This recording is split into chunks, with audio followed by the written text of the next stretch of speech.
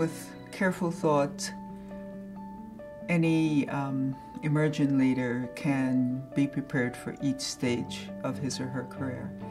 And that's very important because each career level comes with its own opportunities, its own challenges, and its own learning that's required. ACE has a vital role.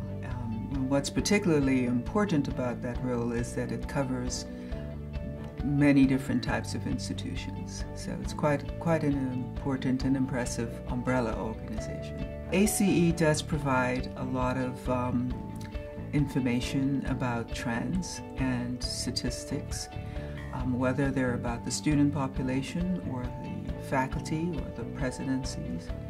And such information can be very useful to any leader within a higher education institution who wants to prepare for the future.